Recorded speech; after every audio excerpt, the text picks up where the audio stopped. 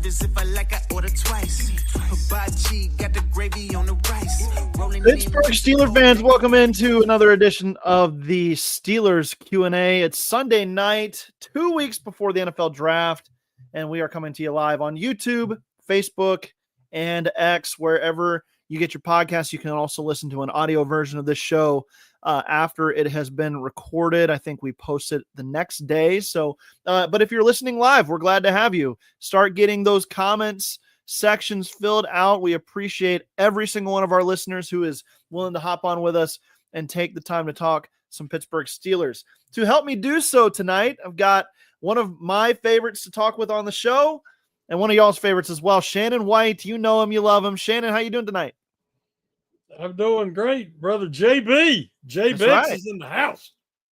Yeah, I am in the house, in the one of the only good parts of the house. And if you'll notice, this side, this little guy, this little sign travels with me to wherever I can get in the house, just to give me a little bit of a background here. And this isn't supposed to be in here. What are we doing? Okay. But every now and then the cat makes an appearance. Every now and then you see some plywood in the back because we're, destroying our current house and trying to make it nice at some point. But you got to live in squalor until then. But so I appreciate everybody who sticks with my, with my moving around. But Shannon, compared to this, you got to work on your backgrounds. You just got to work on it because this is the cream of the crop stuff here. You keeping it fresh and keeping it real. Yeah, I'm trying. If you're listening live, Shannon's backdrop is way better than mine. So that was all.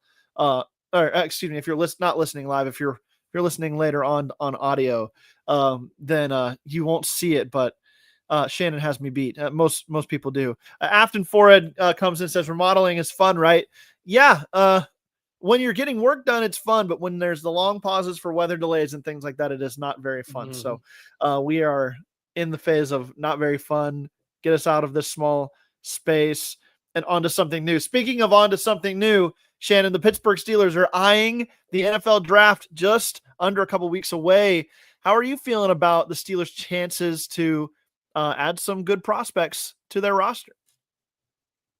I'm excited about it. I'm excited based on what are going to add from last year that we never got to see. And then what they've added with Metcalf. Mm-hmm. There's already been a huge upgrade at receiver, even though it did cost a second-round pick. I can see a beautiful draft playing out.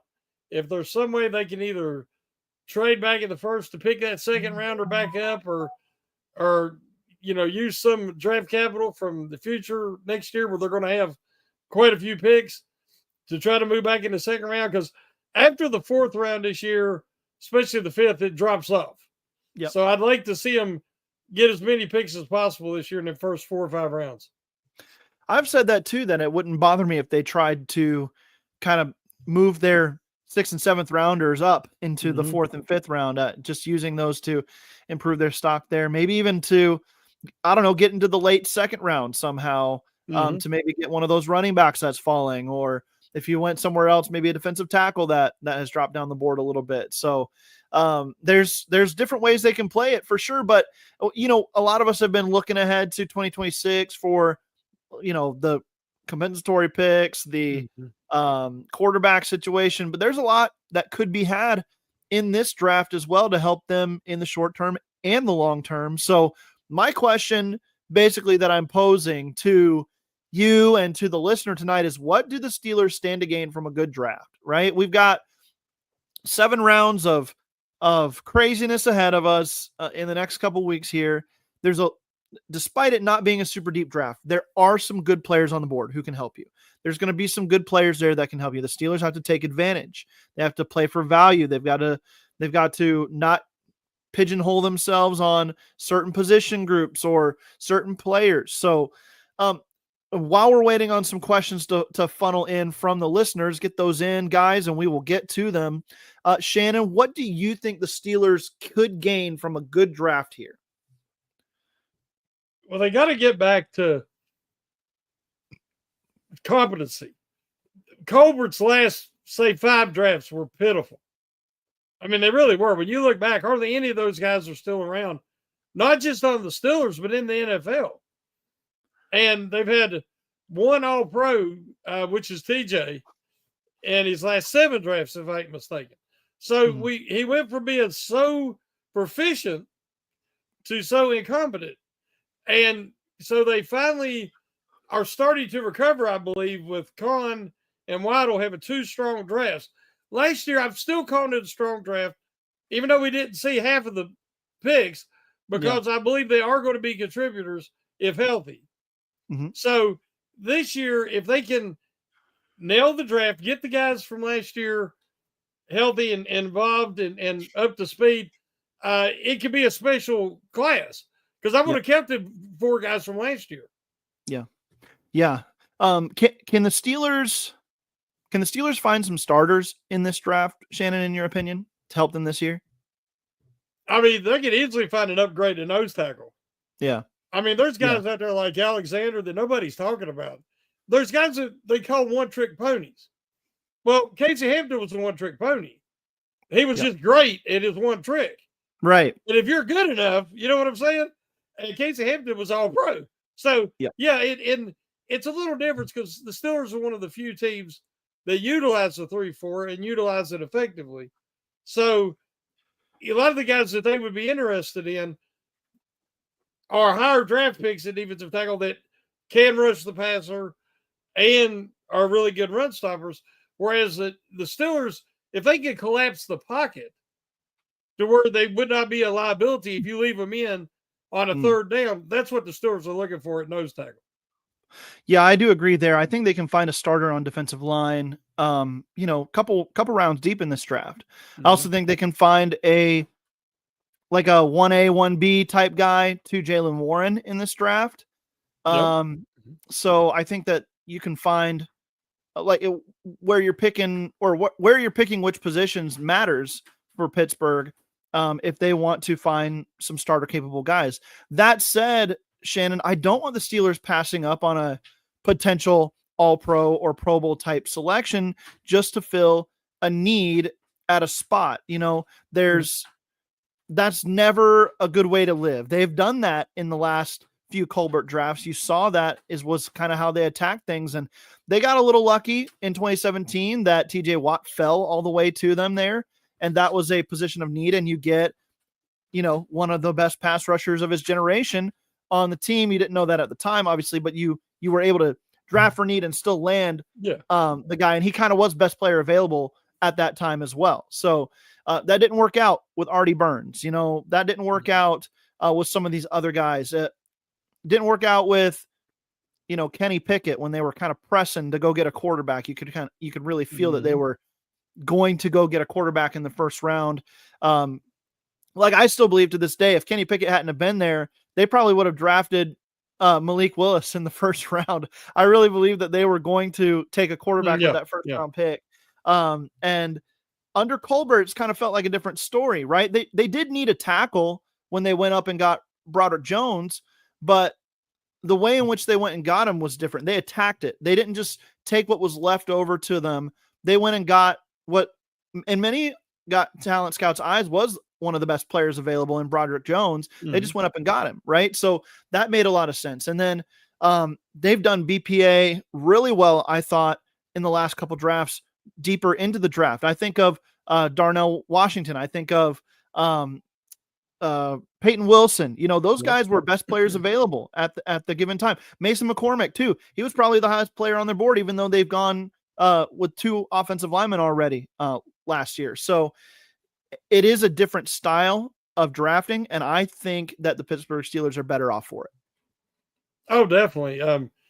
Like you said, the 1 year, they're going to get a quarterback one way or the other, even though everybody was like, this ain't the year. Right. It's the same thing with this year. If they take anybody in the first round outside of, say, Sanders falling, and that you could kind of justify just from the fact that he was projected to be a top 5 pick before the combine, you could at least justify it. There was no justification that year. And if they do it this year, anybody else, I'm going to feel like they reached again. When they took Terrell Edmonds, they reached for a position. Now, I loved Edmonds. You know that. I love his attitude, team first, versatility, everything.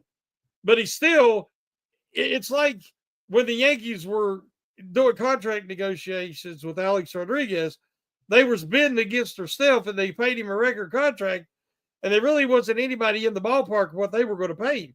That's what you feel like the Steelers did under Colbert a lot.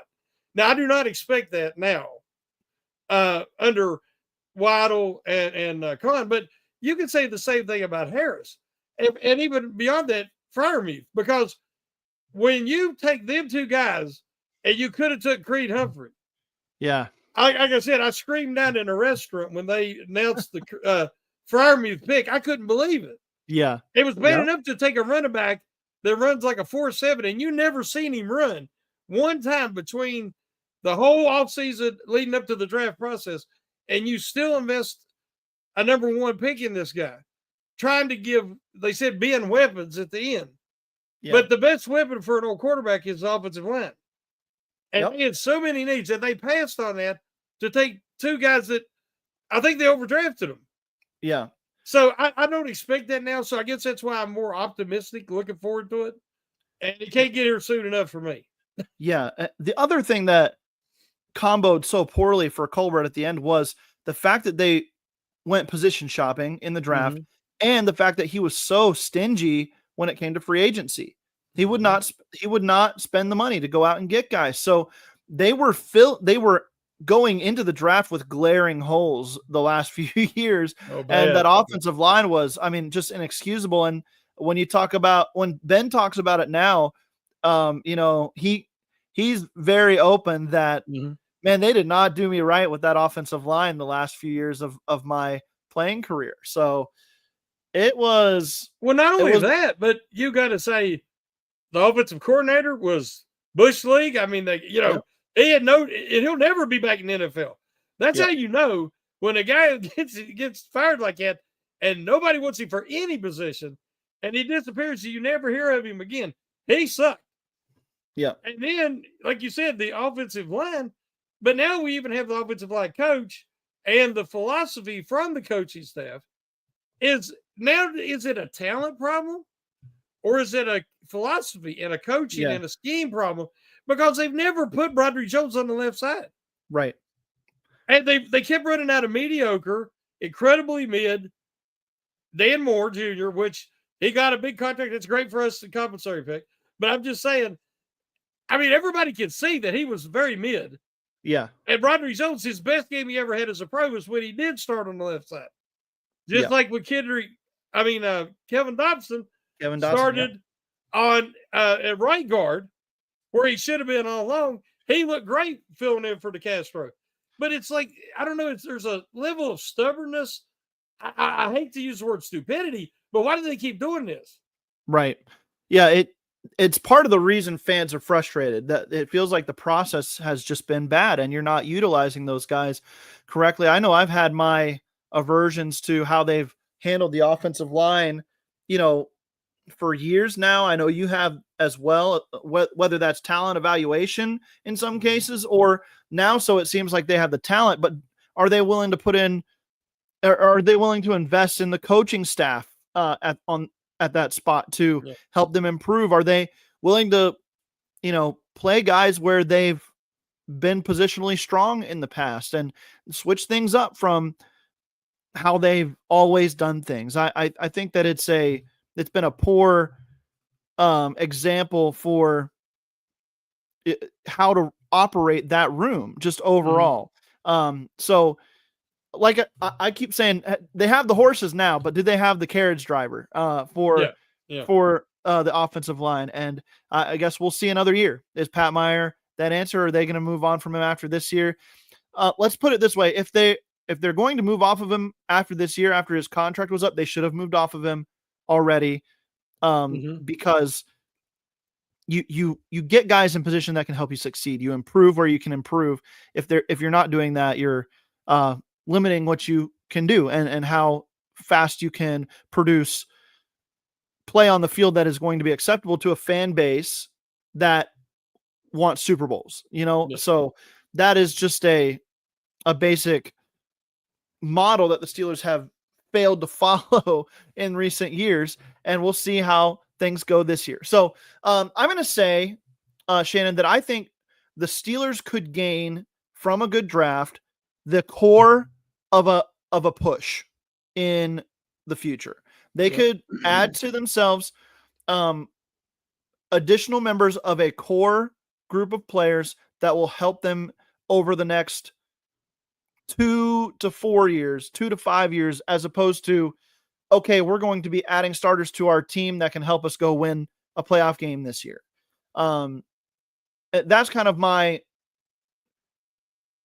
estimate for what they can gain from this draft. Would you agree with that? Or do you think that there's a chance for them to add pieces that will push them over the hump this year into the playoff win category at the very least?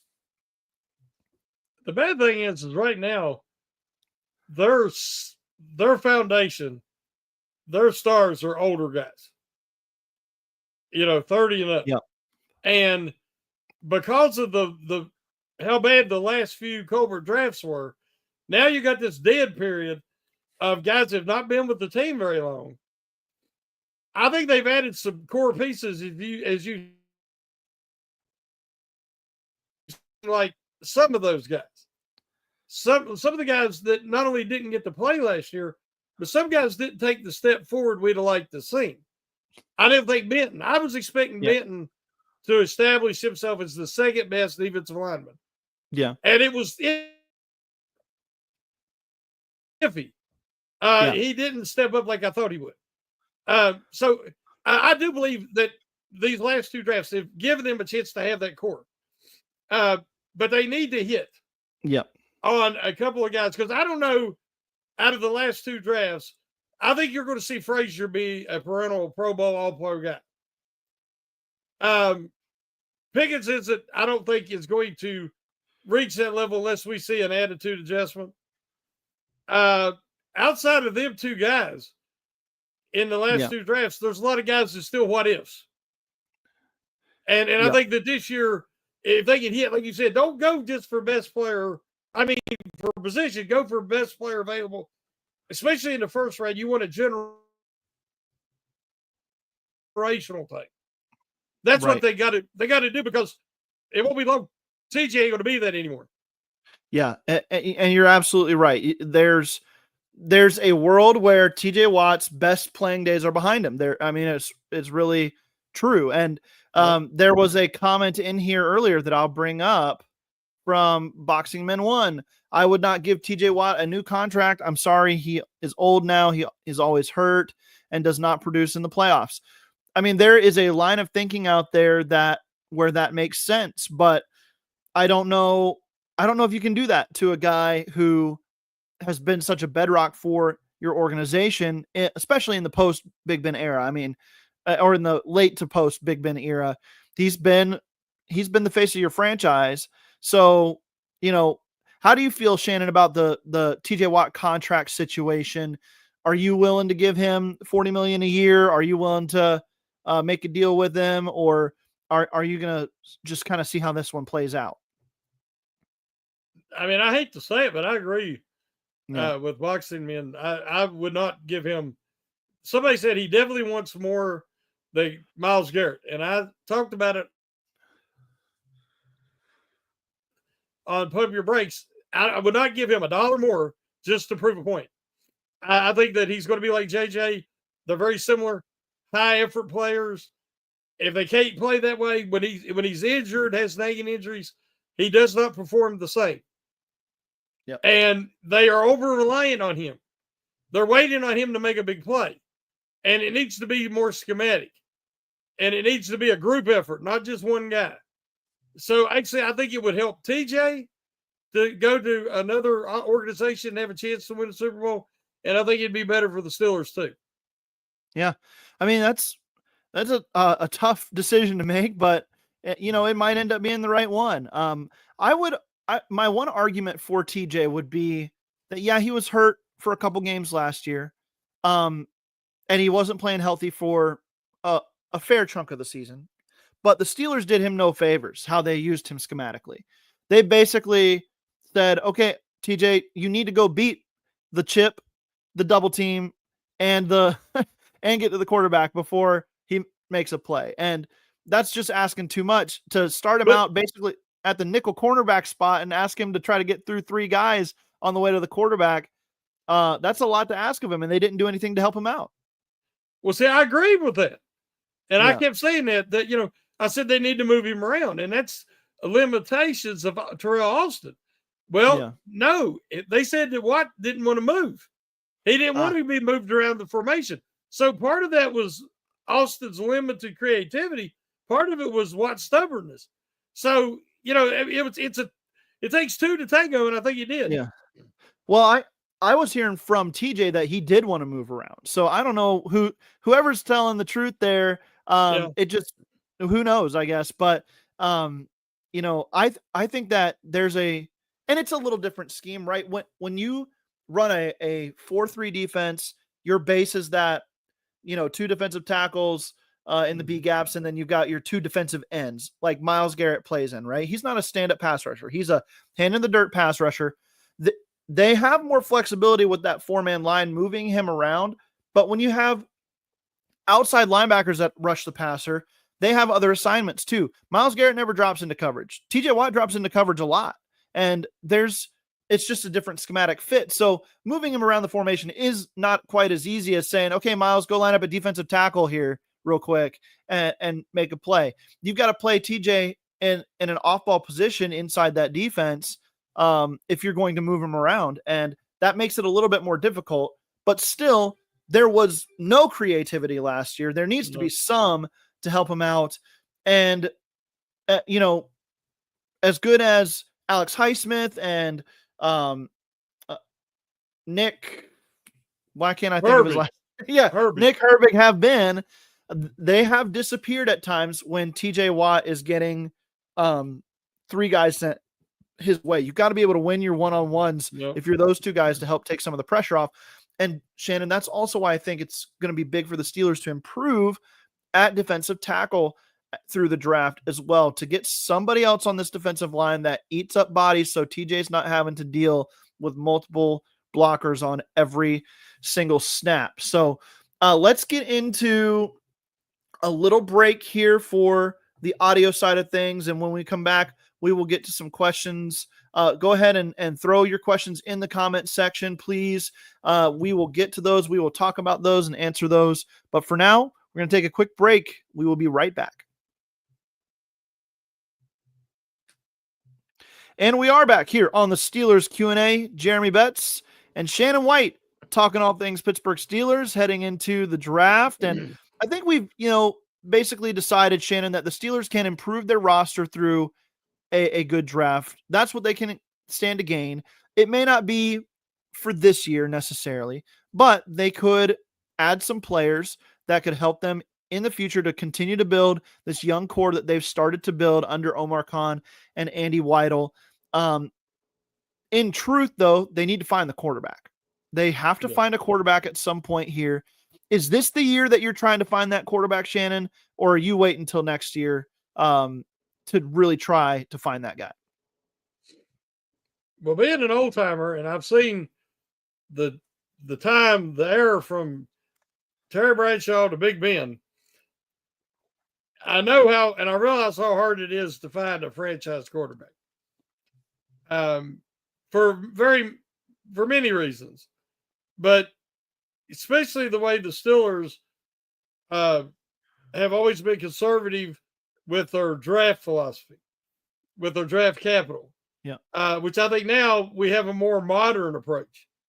Thanks to Khan and Weidel. So I'm not expected 2 decades to go by before we can find a quarterback.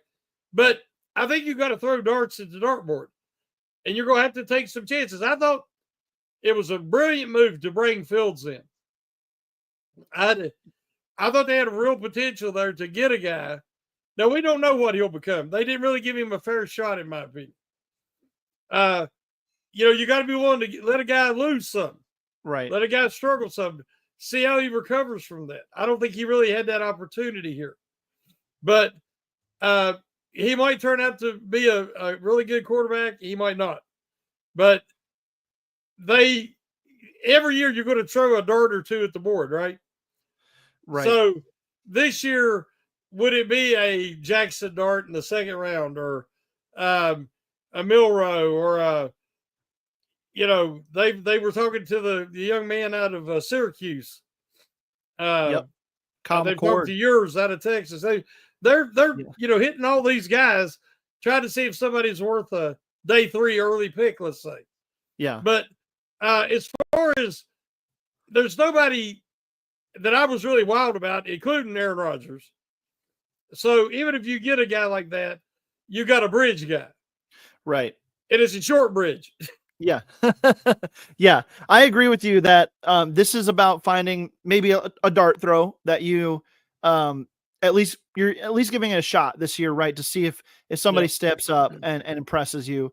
And if not, then maybe you've got a long-term backup plan, right? A guy who can kind of fill the QB2 spot on your roster on a rookie deal, along with whatever you try to go do next year. So I agree with that. I think that I would be disappointed, like you're saying, if the Steelers went quarterback in round 1. I just don't see that guy there, and they have other players, other guys that are going to be there that could help this team more now and in the future than one of these quarterbacks would be.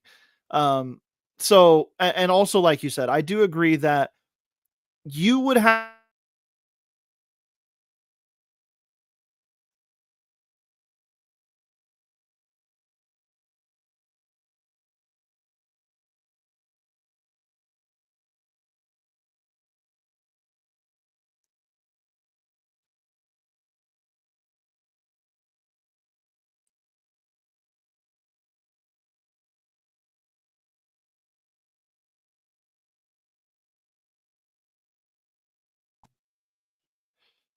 Sorry, folks, my internet cut out for a second, but we're back. I wondered, Shannon, something happened.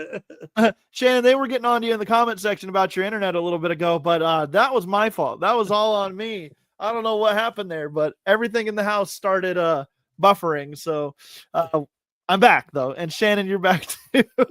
I was saying, I think you have to understand the thought process of taking Sanders at 21 if he falls there, because of how he's been viewed as a prospect in this class. It's not exactly like it was with Kenny Pickett, but in that class, but anybody else, Jackson Dart, Jalen Milrow, Tyler Shuck, anybody else in the first round would just be a colossal reach, in my opinion. And I wouldn't even like the Sanders selection either, because I think you can do better than that next year.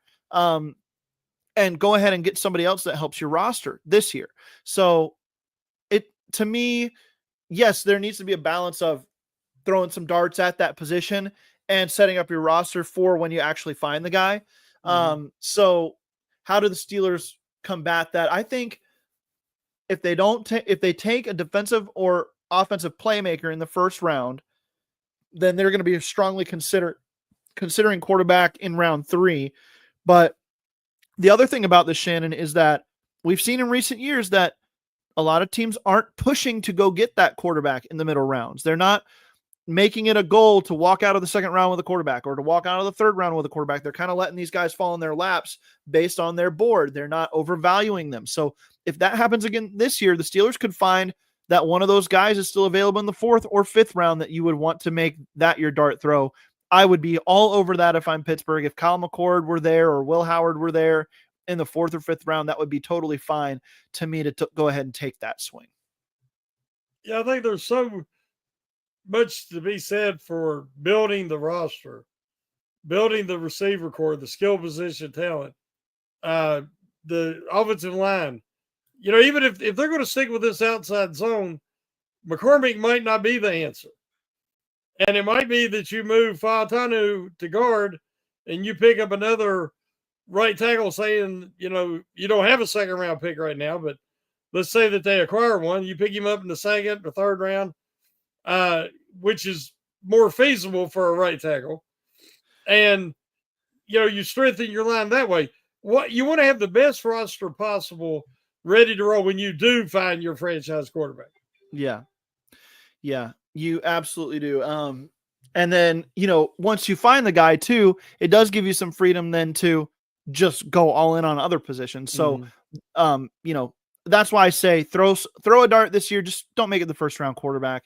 That's not what we need at this point in the situation. So let's get to some questions here. We've got a few to get to. Brian Mizwa brings us a good one. Do you think our offensive line success or failure mainly depends on Broderick Jones? Shannon, what do you think? He's a big part of it. I don't know what percentage I know he's 1 of 5, but his percentage is much bigger than 20% because, he's going to get the opportunity, I believe, finally, to go into camp as a starting left tackle. And now it's up to him what he does with it. Yep. I agree. I don't know, Shannon. Those 3 guys on the right side, center, guard, and tackle that they drafted all last year. And right now it looks like all 3 of those guys are slated to be the starters at those spots. Frazier at center, McCormick at guard, and Fautano at tackle.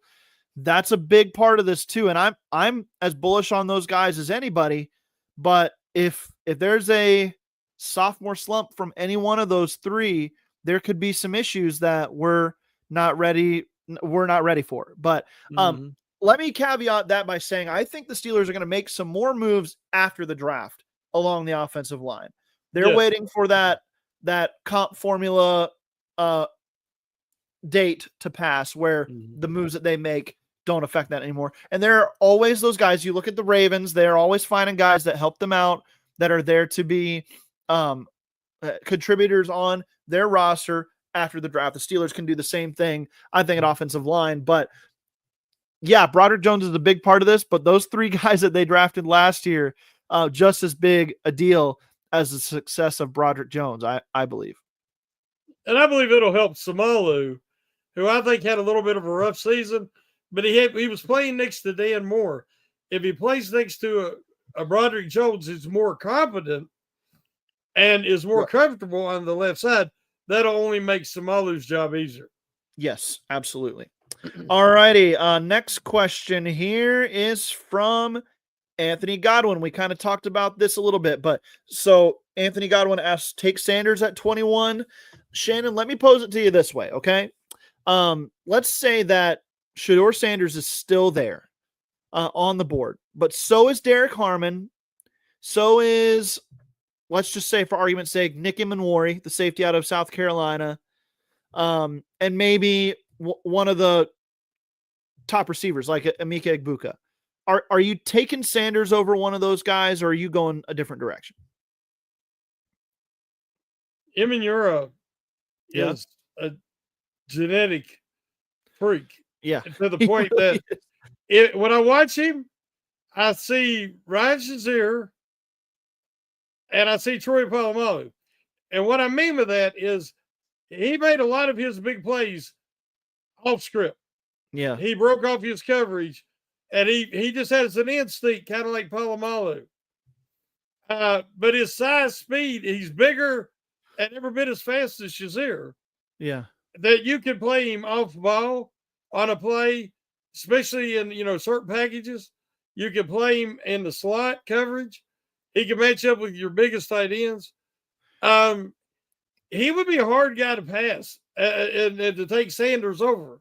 Yeah. Unless the Steelers just have such a strong belief that Sanders can be their guy. Yeah. I would take the generational guy. Yeah. And then Abuke, I love him. I think he is going to be a pro's pro. Yeah. He's got a full effort, block hard. He's a great receiver.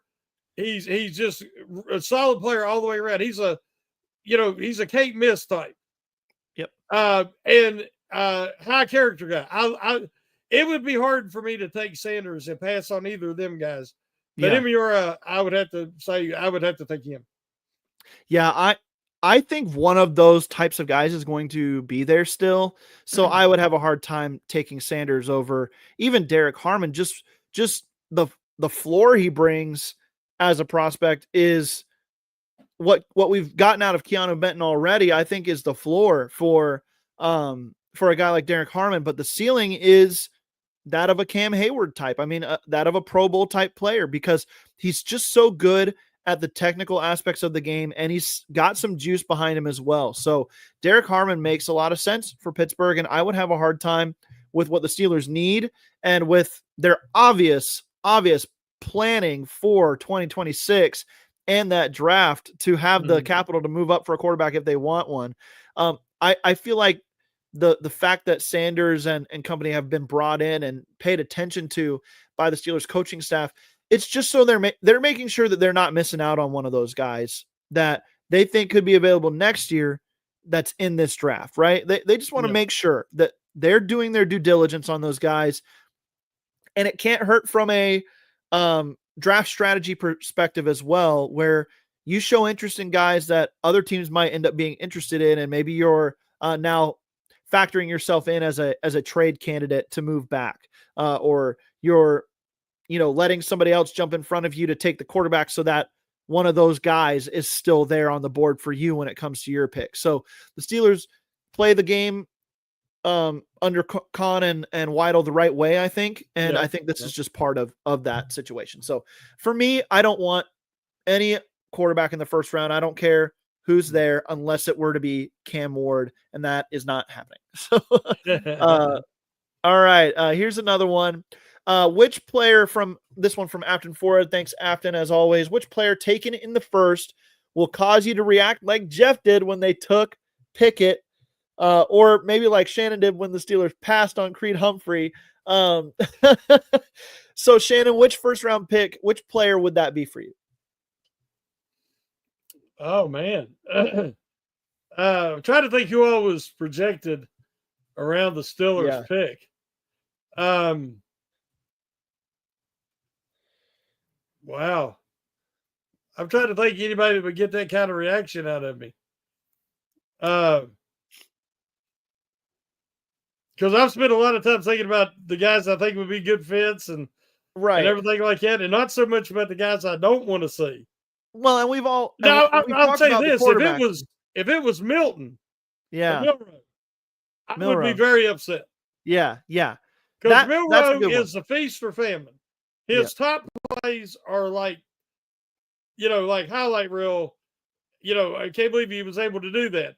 His bad plays look like, how did he play for Alabama in the SEC? Right, so exactly. That's not the kind of quarterback. I guess if it was Milroe, that would be the one to get the big rise out of me. Yeah. So it would be Jackson Dart, Jalen Milroe, one of those two guys. Yeah. The kind of guys we talked about. The other thing that I would mention here is if the Steelers were to take like a Shamar Stewart, who could fall down the draft board here, edge rusher with a lot of physical upside and talent, but not a lot of college production, and you still have TJ Watt, unless something happens with TJ Watt before now and then.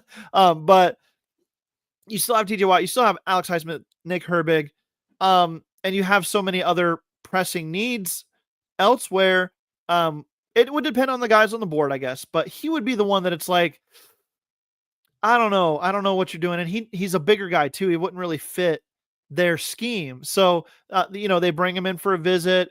I think that was more from could he move inside and play 5 tech for us, because he's a little bit bigger of a guy. He's 276, so he's not that far off from what DeMarvin Leal weighs, right? He's not that far off from that type of profile. He's just more athletic, more a quick twitch, if you will. So definitely.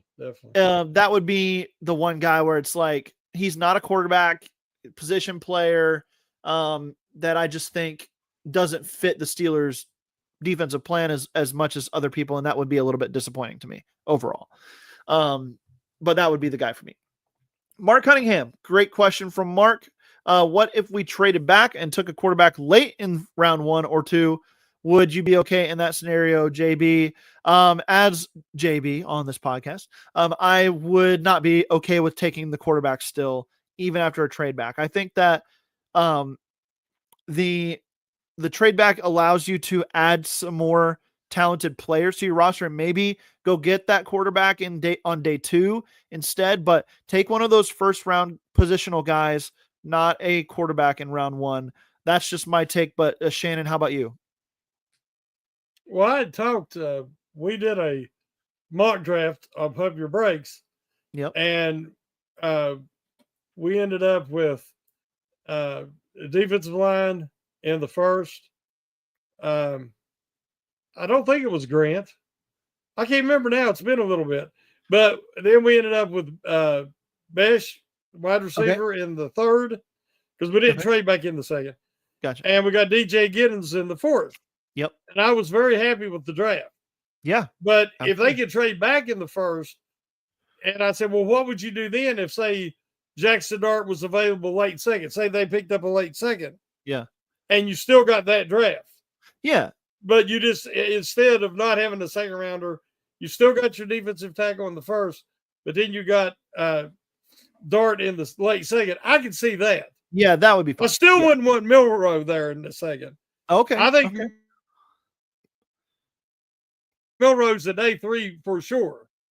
Okay. I don't think he should be anywhere before the fourth round, in my opinion. Yeah, he's going to go a lot sooner than that, I think. But I can view it from that standpoint as well, where the highs and lows of him playing that position are just too much to try to project as a second round pick. But Mark, in this scenario, if the Steelers traded back in the first and they picked up a late second, maybe from Kansas City or Buffalo, something like that, I would be okay with the quarterback in round 2, the Jackson Dart. Personally, I would throw a dart at Milrow in the second round. That's my opinion on him as a player. But I think that's actually the better spot to take a guy like Kyron Johnson or sorry, I always say Kyron Johnson, Caleb Johnson, the running back out of Iowa, or maybe, one of the 2 Ohio State backs or something like that. That would make me a little bit happier than the quarterback even in round 2 there, personally. I agree. Okay, good stuff. Okay, this is a fun question. From L. Question: what quarterback coming out of the draft is better than Rudolph? As we stand here today, Shannon, my opinion on this is that there's one guy who's a for sure. That's Cam Ward. And after that, I have no idea. Shedeur Sanders is probably better than Rudolph. Probably, but there's a world where he's not as well. So, how would you answer this question, though? Well, I'm not as high on Cam Ward as a lot of people. Okay. I mean, I've seen a lot of 3-4 second drops he had, and where he would finally find somebody. A lot of wide open guys, not tight windows. I haven't seen a lot from his college tape that suggests to me what he's going to be in the pros. I have to see it. Right. If I was a team that didn't necessarily need a quarterback, I would try to trade out of that top pick if that's the consensus and try to improve my team, add more talent. Then I would go for Ward. I questioned whether he's even better than Sanders, in my opinion. Sanders comes with a lot of intangibles. Some of them good, some of them bad. Yeah. But if we're talking about ceiling, but these guys are coming in and never played in the NFL before, where Rudolph has started multiple games. So are we talking about, are they prepared right now? Rudolph's more prepared right now to be an NFL quarterback. Now, in the near future, Ward might be better than Rudolph. Sanders might be better than Rudolph. And a lot of the other guys might just be the next Rudolph. Yeah. So I can't say for sure who I would say is better than him right now if we're talking about today. Yeah. I'm just not that impressed with this class of quarterback. Sure. I'm not that high on Rudolph. I never have been personally. I just think that, he's a good backup quarterback, and I wouldn't expect much more than that of him. And I know he gave the Steelers their best quarterback play, arguably their best quarterback play since Ben Roethlisberger for a 3-game stretch there.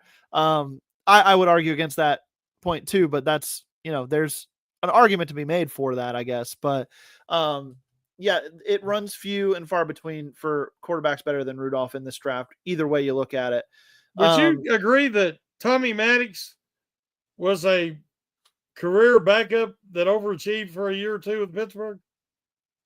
Yeah, and like, to be honest, that was right at the beginning of my fandom of the Steelers. So I didn't know a lot about football back then, but watching, how Maddox played the game, I do think you're right. He was kind of that field general backup, and the Steelers, they just had really good rosters back then that did help him overachieve. Much to your point about building the roster before getting the quarterback. So yeah, I would agree with that he was he was more of a career backup, maybe a higher end one, right? Like, obviously one of those guys who could start for you in a pinch, or not in a pinch. That's the wrong word to say. Start for you for a full season and carry that load if you didn't have any other options. But, Roethlisberger comes in and provides you more right away than what Maddox ever could. So yeah, I agree that he was that backup type. Yeah. I think Maddox, as you say, he was on that great roster. And it's so that when Ben was able to step in for him, you had a Super Bowl contender immediately. Yep. But that's what I'm talking about right now. I see Rudolph being able to do that if the Steelers build that roster around him. Yep. Just like the Steelers had for Maddox, because we remember Maddox throwing for monster yards, touchdowns, and all against, say, Atlanta Falcons in that shootout game or these others. He would have those kind of games. And then the game against the Houston expansion team, Texas, where he had like barely 100 yards, 2 touchdowns, returned for interceptions. I mean, interceptions, returned for touchdowns. I mean, that's what you deal with, though. Yeah. With those guys that are playing out of position over their head, they'll have some good games, but then the reality comes back. So I think we might see some of that this year if we're stuck with Maddox. I mean, Rudolph. Rudolph, yeah. And we will see on that. I still think Aaron Rodgers ends up in Pittsburgh, but I have no idea, I guess, at this point. Well, now the Saints are obviously in the market. So yes, absolutely. That as well. So let's see here. Let's do just a couple more. Let's do this one since we were talking about him a little bit earlier from Afton. Can Derek Harmon stop the run? This is a great question because when you look at the profile compared to some of the bigger defensive tackles in the class, you're like, he's probably not as good a run stopper as, say, Kenneth Grant, or even further down the list, some of these nose tackle types, like the kid out of Texas, Alfred Collins. But when you actually turn on the tape, Derek Harmon is very Cam Hayward-like in how he plays the run. He absolutely sheds blocks, gets powerful, gets low, and makes plays in the backfield, stops the run.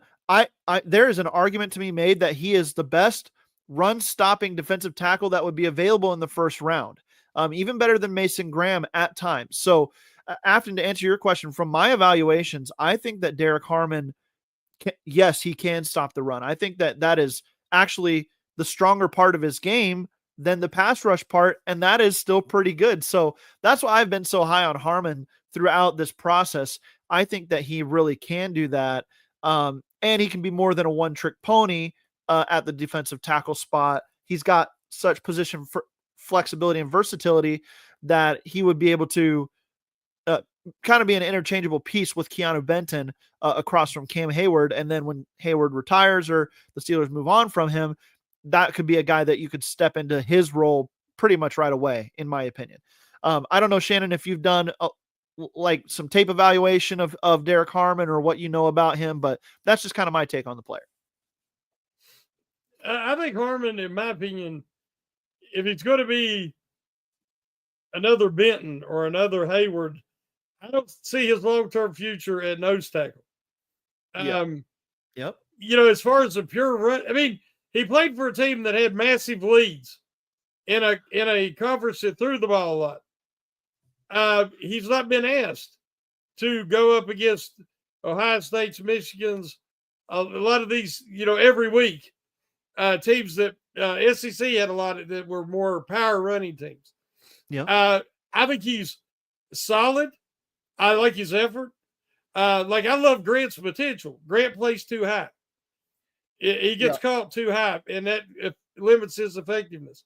I mentioned a guy like Nolan, a guy like Alexander. Alexander, I think his future is nose tackle.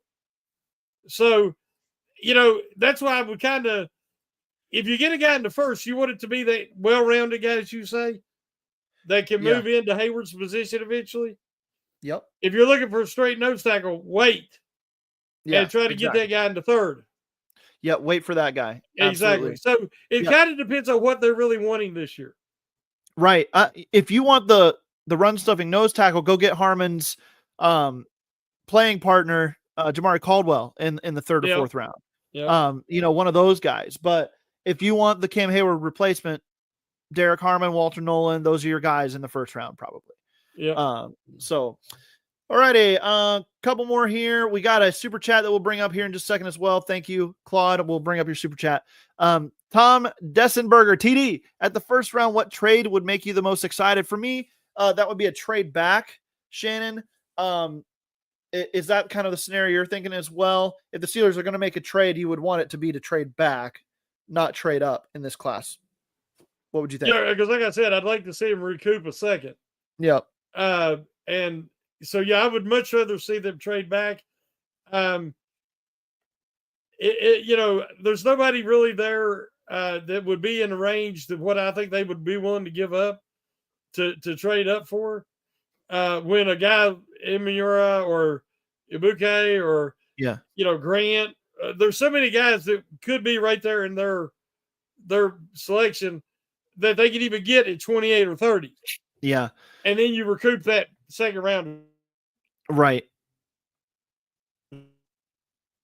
Yeah. And like, I even think at this point, Kenneth Grant might fall out of the first round. Personally, that's I think that his stock has been falling a little bit since he didn't participate in a lot of the offseason workouts and stuff. And people do see him on his tape. He plays a little bit high. He like you're saying, and has some technical issues that need refinement. He could fall out of the first round. But we'll see. We'll see how that plays out. He's still a good player. I'm not trying to hate on the guy tonight. I just think Derek Harmon is a clear-cut, a better player at a different position, granted, than what you would be asking Grant to play. But again, if you're looking for the first-round guy, that guy to me is Derek Harmon. So, all right, Claude, your question here, or your comment. Thank you for the $5 donation. We really do appreciate it.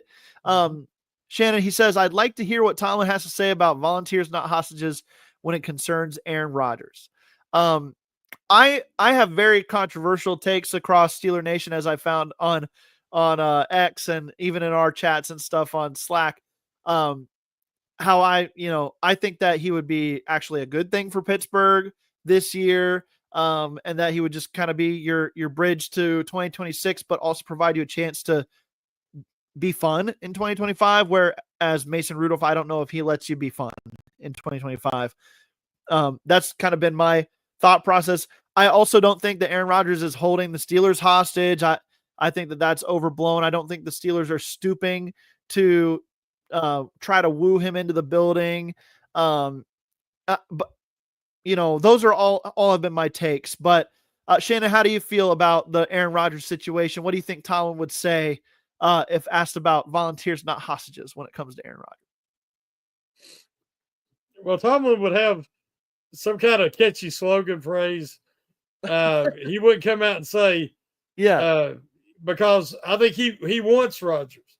Yeah. I don't. Okay. But to back themselves into a position, they don't have a lot of options. Right. So we'll make the best of what happens. But I would still want to see him save that money. I also don't want to see him overpay TJ Watt with an extension either. So, but I'm thinking about the future and strengthening the roster. So, I'm just, I'll believe it when I see it if he comes to Pittsburgh. Let's just put it that way. Sure. I mean, I totally get that stance. I do. I'll leave it with this. I have this wonderful rainbows and butterflies scenario in my head for Aaron Rodgers that he comes in not having to be the, when he went to the Jets, right? He was coming to be the savior of that franchise. Like, they were putting all their chips in on Aaron Rodgers to be the guy that takes them from mediocre team with a great roster to Super Bowl contender. Didn't work out due to injury and Rodgersness. But Pittsburgh's not going to be like that, okay? The Jets are shambles. If you think the Steelers have their issues, the Jets have those same issues 100 times more and 1,000 times more different issues as well than the Steelers do. Number two, Aaron Rodgers would not be coming to Pittsburgh as the face of the franchise. There's 4 or 5 guys ahead of him on that chart. Number one being the head coach. Number two being the TJ Watson, Cam Haywards of the world. Even Minka Fitzpatrick and guys like that will have more pull in the organization than I think Aaron Rodgers would at this stage. And I don't know, the butterflies and rainbow scenarios that maybe Aaron Rodgers is what Mike Tomlin needs to not be so conservative. And maybe Mike Tomlin is what Aaron Rodgers needs to not be so crazy. So I don't know. That's my rainbows and butterflies scenario, Shannon. I could just be living in my own little world over here, but I think that would be fun. Hey, you have every right to. Whatever it takes to get us through these last this, I call it a downtime for the Pittsburgh Steelers organization, while we try to reestablish a culture that I feel has been forgotten. So yeah, we all I'm trying to find a silver lining myself. And in each offseason, I'm like, well, oh God, we got to do this, we got to do that. And they don't. And then I make the best of it. So that's what we're doing. Yeah, exactly. All righty, good stuff, Shannon. We went almost an hour tonight, but we had a lot of good conversation. Yep. Didn't feel like an hour. I thought we were at like the 30-minute mark or something like that when we got done to it. But Shannon, any final thoughts? Anything you want to plug? I really appreciate you coming on again this week. No, I appreciate you having me on. I always love doing the Q&A, and we have so many faithful followers here at the Steel Curtain Network, and very thankful. Yes. Remember to catch me and Daniel J tomorrow at 9 o'clock Eastern time on The Hangover, and maybe something will happen tomorrow. Yeah, we'll have something big to talk about, and maybe. But anyway, leading up to the draft's one of my favorite times anyway, so we'll have plenty of draft talk. Good stuff. As always, from Shannon, go check out everything that he does. We got another super chat that I'll bring up from Claude Bishop. Thanks again, Claude. 13-4 with a real coaching staff. I don't know. I like it. I think Rodgers could be that guy too. It ain't happening this year. No coaching changes. Yeah, no coaching changes. That's right. All right. Thanks to everyone who tuned in and watched live. If you missed it again, you can check it out on audio wherever you get your podcasts. We'll be back next week with more on the Steelers Q&A. I'm Jeremy Betts. That's Shannon White, and we will talk to you next time.